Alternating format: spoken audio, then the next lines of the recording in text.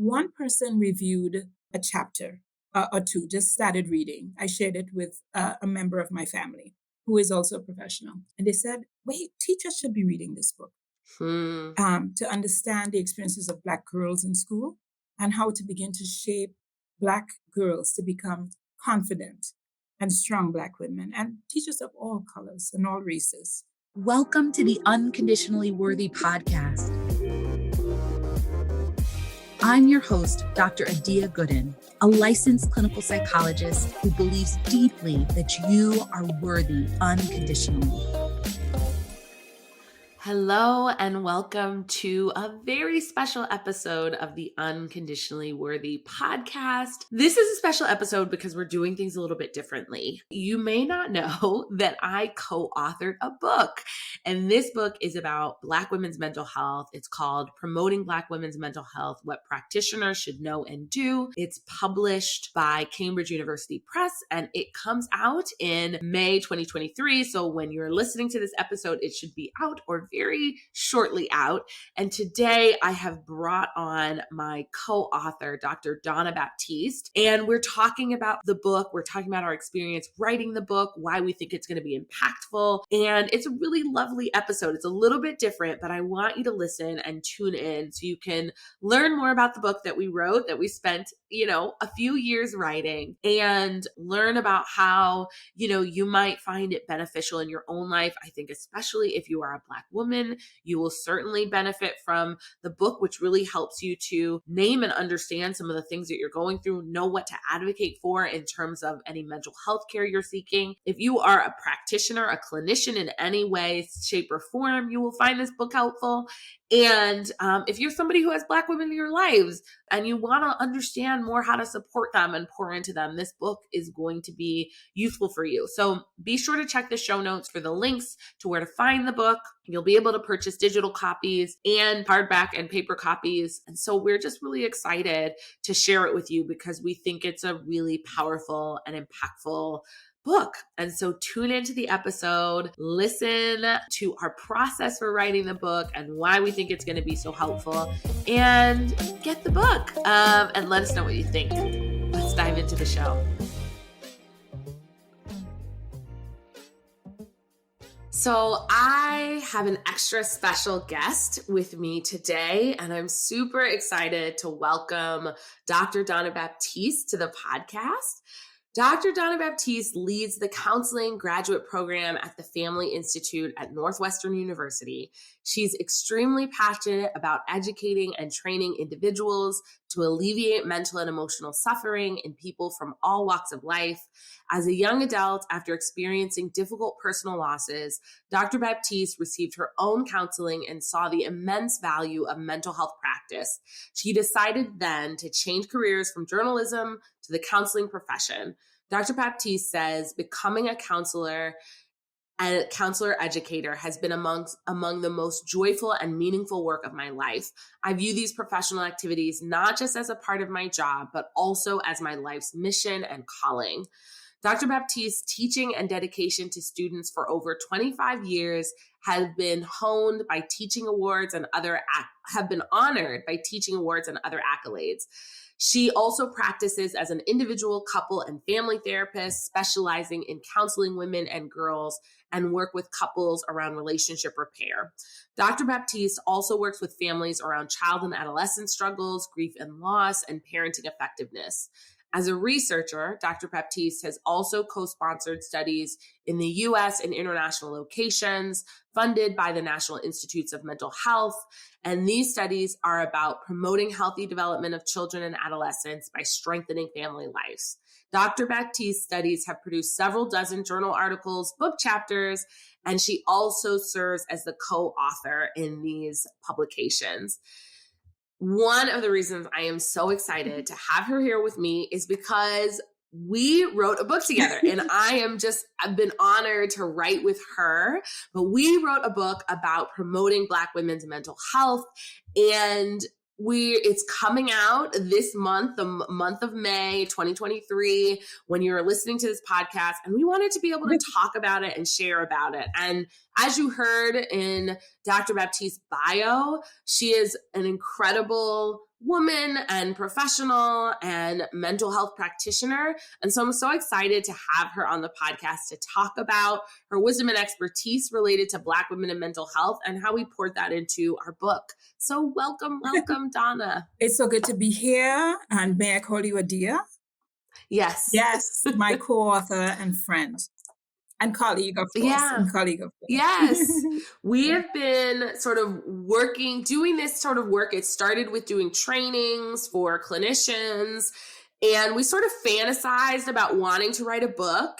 And then we were approached by 2 editors, actually, and ended up choosing to go with Cambridge University Press. There was a little competition there. That felt good. And we spent, I don't know, at this point, it's been 3 years working on the book? Certainly about 1.5 to 2 writing it. And then, of course, producing it would take a while. Yeah. And we were working on it in the thick of the pandemic, right? Like, yeah, I don't even know how we pulled it off, Adia. Dealing with the pandemic. And it wasn't that it created extra space to write, because we're educators, we're clinical practitioners. So, right. But all glory to God that we're able to do this. We made it. And one of the things that I love, and this is definitely something that Donna,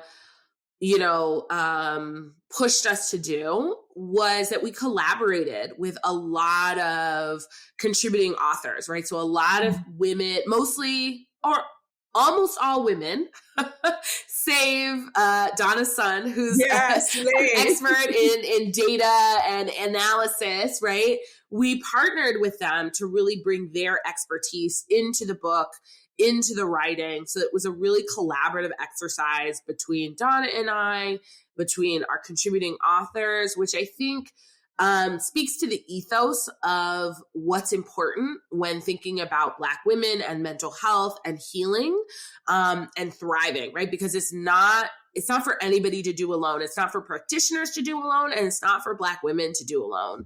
What do you think about that, Donna? I remembered some of the discussions about do this as a dyad or bring the spirit of collaborative scholarship into this book.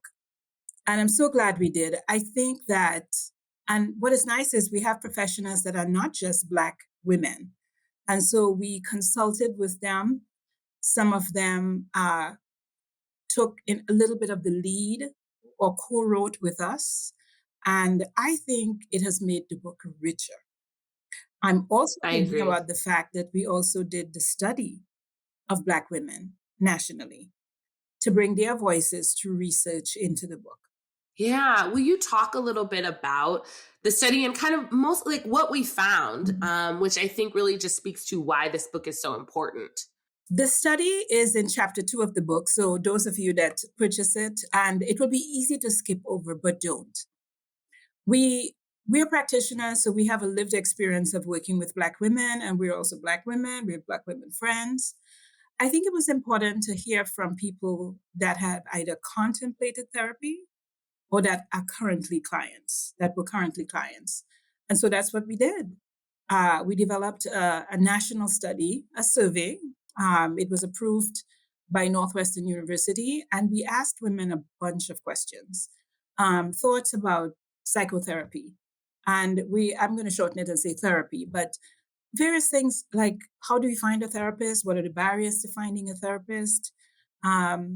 What are your recommendations for therapists working with Black women? What brings you? What makes you look for a therapist? And if you had to start looking for one, what are your recommendations? And boy, we learned a lot. I learned a lot. Some things were exactly what I thought they would be. Black women look at therapy and they're curious because everybody's saying, go get some therapy, use a professional counsel, and they're curious. But they're also a little nervous about this space. It is not necessarily a natural space for us. Why? Because of the history of our fields in mental health and how we have treated people of color. And so they're coming to be told. And when they come, in the first experience of therapy, Black women are saying that first initial encounter, the set of encounters, that matters. And how they feel, I would say cultural comfort. a sense that they're not just an object of curiosity on the part of the Mm, therapist, that the therapist knows what they're doing. They understand the history of Black people and Black women in particular, and that those things matter to them. And it could have a decisive effect on whether they stay or whether they leave. And what is sad to me that I heard from some comments in the book is that some women, if they leave therapy, experience unsatisfied, they're not coming back. And so it was mm, important to us to hear that, so we can now say, field, colleagues, mental health professionals, pay attention to providing Black women with an experience that will make them see the usefulness of therapy.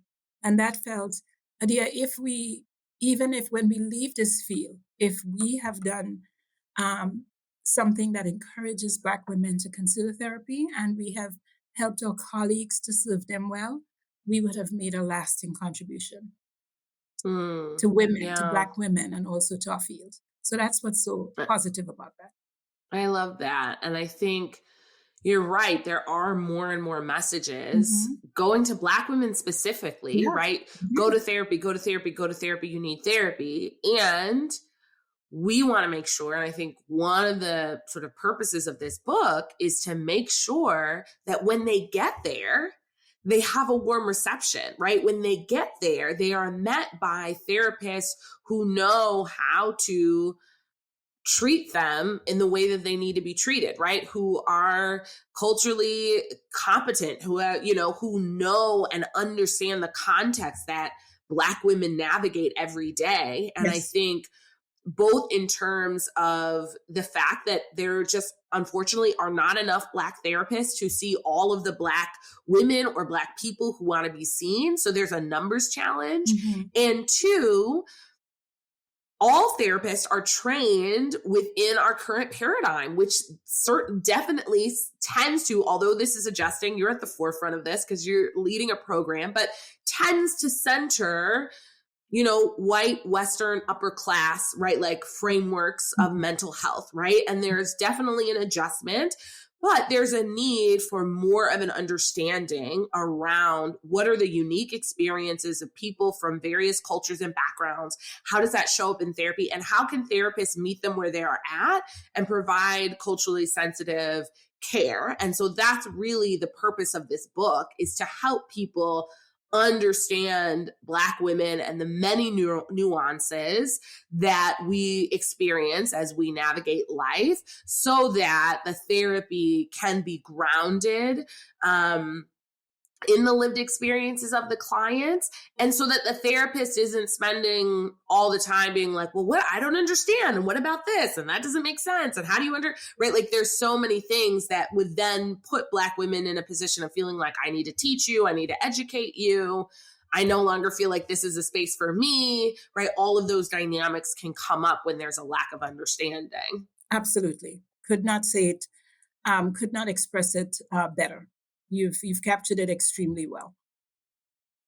Yeah. What So, yeah, go ahead. oh, go ahead. Yeah. Yeah, go ahead. No, I was gonna say You. one of the to add to what you're saying, I'm a Black woman. I don't think I think I knew this, but I think it hit my soul, maybe is the word. I knew it intellectually. I knew it emotionally, but it has seeped down so deep in me, this particular reality. Black women have a unique life experience in the United States, many lives. There are commonalities among us, some different lives. I would say Black women around the world. We're not just Black people. We're not Black men. We're not just people of color. There is something about Black women's lives that is unique. I would say the combination of race and gender combined, indivisible. Like you can't just see me as a Black person, I'm a Black woman. And to be walking in these two identities that have been so misunderstood in Black women, I think is what makes this so important. And I got that. I got that. Mm-hmm. And so we Yeah. experience gendered racism, racist gender bias that is all in one experience. And that affects us in every living place that we walk and do business in the world. I'm really glad you pointed that out, right? Mhm. Because these intersections are important. And Mhm. we often hear in the Black community, there's often a focus on Black Black men and men. the rights and the needs of Black men. Yes. And then there's often a focus on white women and the rights and the needs of white women. And Black women are sort of caught in between and often expected to promote the rights of each of these groups, like Black men, white women, without concern for their own needs Mhm. and their own Yes. rights. And I think talking about this intersection, this gendered racism, the unique experiences, um, is really important, because you can't just say, oh, well, Mhm. let's just apply all the things we know about white women to Black women, or let's just all apply all the things we know about Black men to Black women, right? Like, we have unique experiences that Mhm. need to be acknowledged. And I also appreciate you bringing up how it sort of like sunk in so Mhm. deeply, the process of writing this book, because I'd love to talk a little bit about how the writing of the book and the researching affected you, affected me, affected both of us, right? As you know, we're sort of this like interesting thing where, because we are both Black women, we have our own identities and experiences, and then we're doing this research and then we're Mhm. writing. So share a little bit about the experience of it. For me, it was not just an intellectual exercise. It was not just an exercise about other people. It was also about me. I can tell you honestly that, so you remember the part where we collected, we asked women some open-ended questions. Why do you find therapy helpful? Why is therapy not helpful?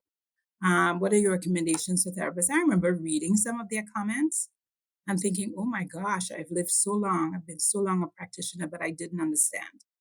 And Mm, some downright just got to my soul as, my goodness, I have done this. I have done this mm, sometimes in therapy. I know my colleagues have done this. So there was a sense of an awakening for me about my practice.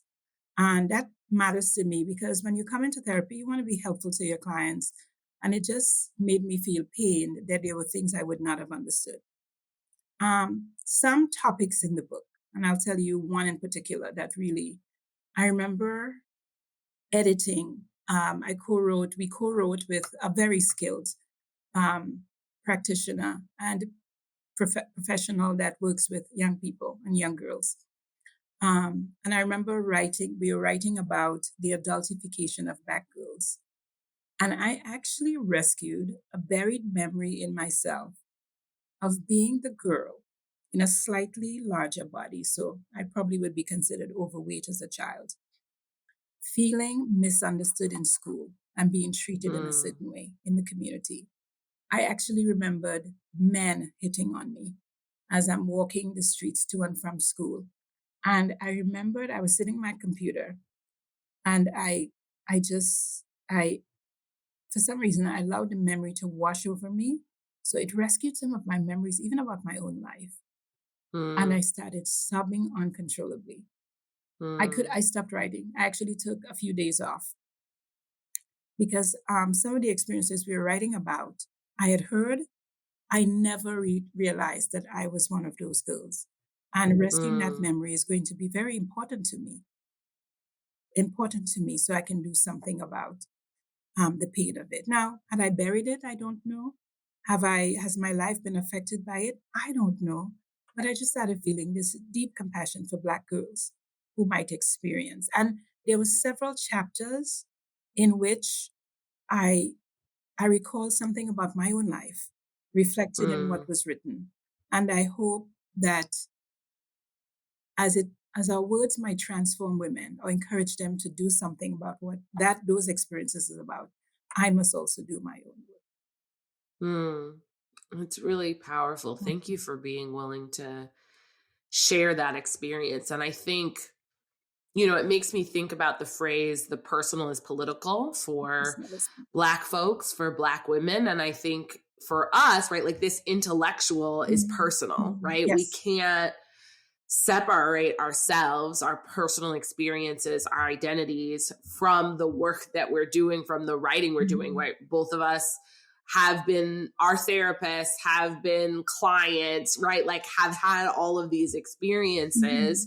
And I really like that we tie our own experiences in throughout the book, right? That it's not sort of this cold intellectual book or way of writing, but Yes. it's very grounded in our lived experiences. In other lived experiences, we use media references and stories and Oh, things like amazing. that Yeah. to exactly to make things come to life. Because I think, part of it is if practitioners are going to help Black women, they need to get close, right? It They cannot need to be get this sort close. of distance, Yes. far away, closed off, emotionally disconnected Right. practice, right? It has to be connected and engaged. And our aim was to help bring that to life. Would you agree? I absolutely. What I hope would be one of the outcomes of the book is that maybe I should say this before I actually say this part. One of the things we struggled because we talked about it a lot as we wrote is not to present Black women through the lens of troubled lives. Because truth be told, when I say so, oh, always complaining about something. It's always about race and gender. To not trap women in a sense that they're broken, they need to be fixed, they need to be rescued, which some therapists can have that particular sentiment. Mm-hmm. And they're going with a sort of do good kind of attitude. There was one author that talks Black women are right, meaning that we have a capacity, like many other race and many other cultural groups, to transcend an experience of suffering and to make meaning of what it is we're involved in right now. It does not mean the pain does not reside there. And so it Mm-hmm. says Black women are all right.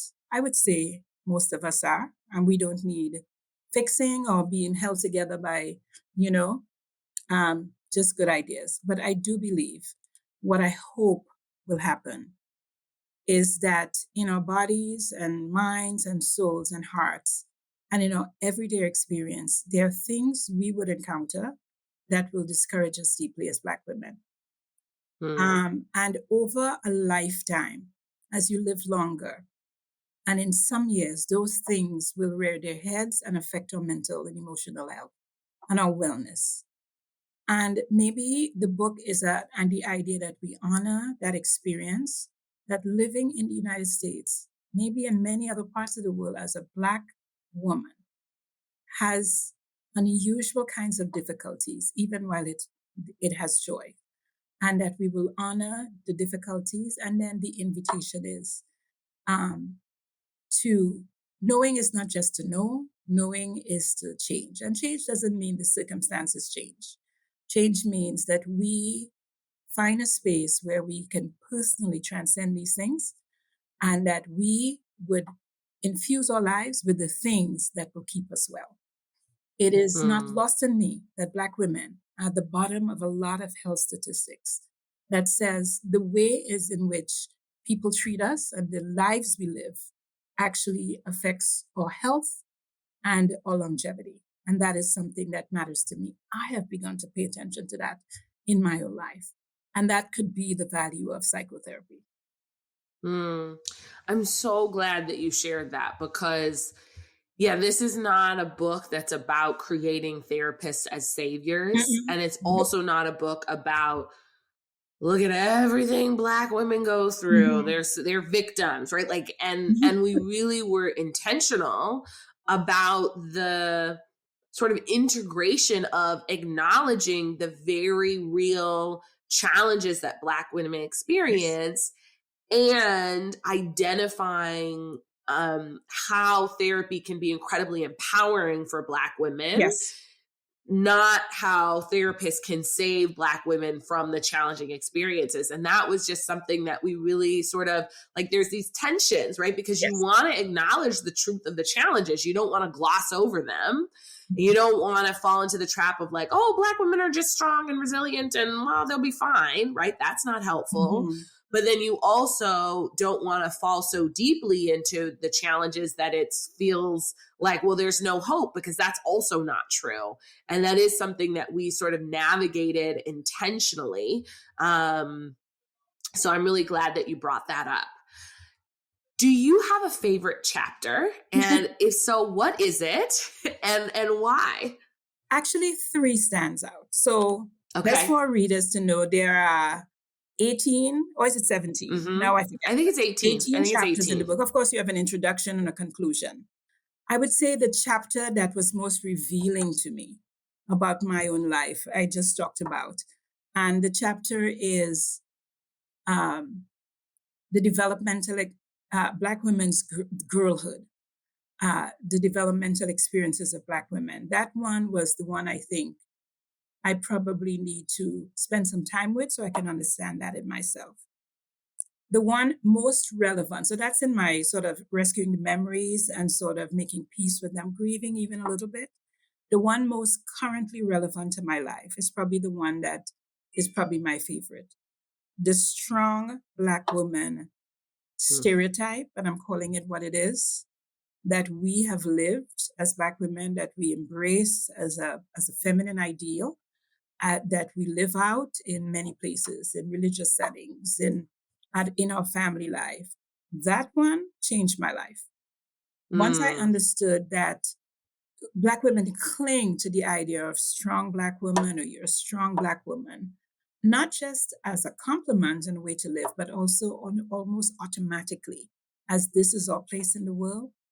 I understood some things I need to do to not live that stereotype and to care for myself. And that mattered to me because now I'm middle aged, right? And I want to see my children's children. And I'm not going to do that if this particular, I would say, mm, false identity does not work its way out of me. And I realize I've lived that way for a large portion of my life. So that one. The one that got me mm, fired up and feeling like feisty was the chapter we wrote about the dating experiences of Black women. And I think that's the one I encounter in therapy a lot. So many young Black women, middle-aged Black, divorced Black women, or people that may have had a dissolution are looking for partners. They want what everybody wants. I want to be loved. I want to love. I want to be part of a strong Black family. And the societal barriers to achieving that women experience as loss fired me up. And they do mm, so because of racism and gender bias. So those are mm. the chapters that I would think were very meaningful to me. May I ask you the same? What about you? Which ones got you? Sure. Yeah. I mean, I would say probably two stand out. One is the sort of inner healing and thriving chapter, because that just Great. feels like up my alley to just, I love thinking about how do we help heal and thrive, right? Like we've acknowledged these challenges. Yes. Like let's really dig into what will empower Black women to heal and to thrive. And so that one was a lot of fun to write Yes. and feels like it would be incredibly helpful. Yes. And then I would say another favorite was the chapter I wrote with my mom. So for those of you who are listening, my mom's also a clinical psychologist, and she co-authored a book called Shifting: The Double Lives of Black Women in America.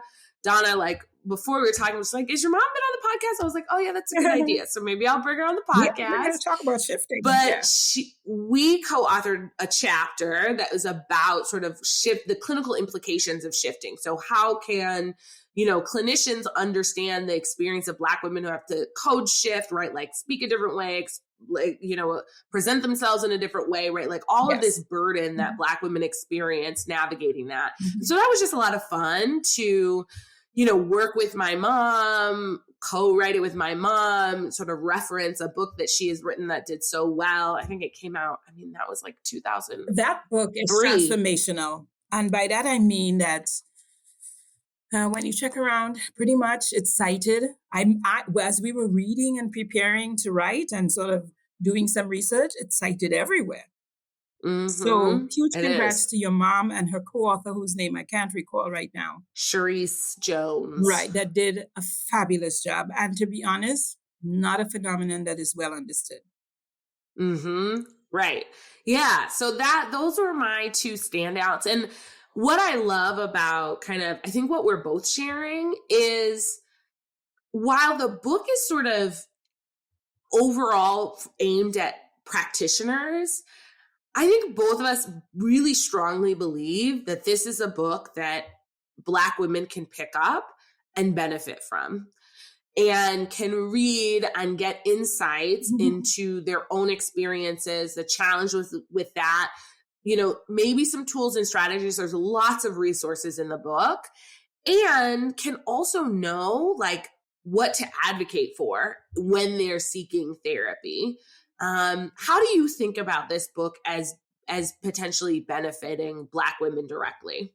Well, I would go even a little further. We titled the book Promoting Black Women's Mental Health and Wellness, What Clinicians Should Know and Do. And truth be told, our primary target audience are professionals in practice, people training to be mental health professionals, etc.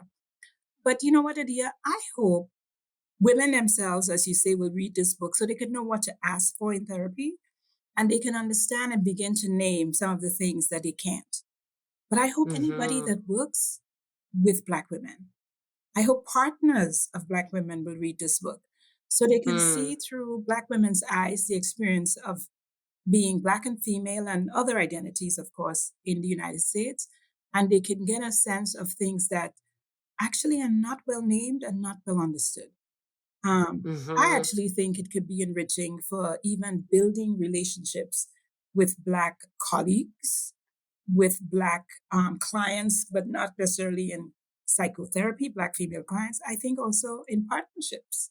I think of Black students in school.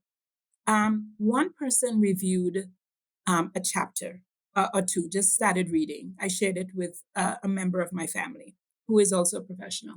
And they said, wait, teachers should be reading this book Hmm. to understand the experiences of Black girls in school and how to begin to shape Black girls to become confident and strong Black women, and teachers of all colors and all races, all cultural backgrounds. So I hope there's a wider audience.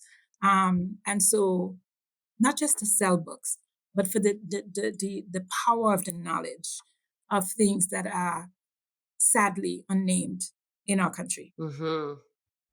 Yeah. Yeah. I mean, I think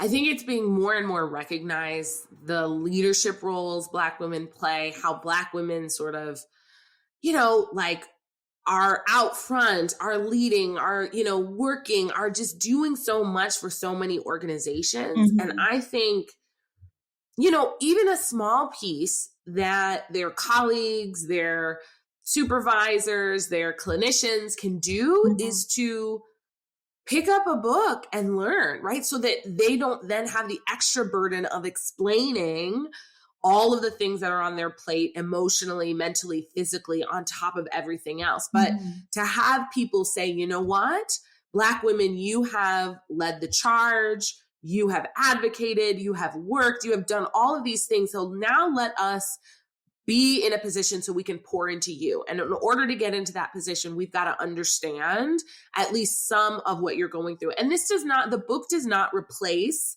getting to know the individual Black women in your life and their specific lived experiences.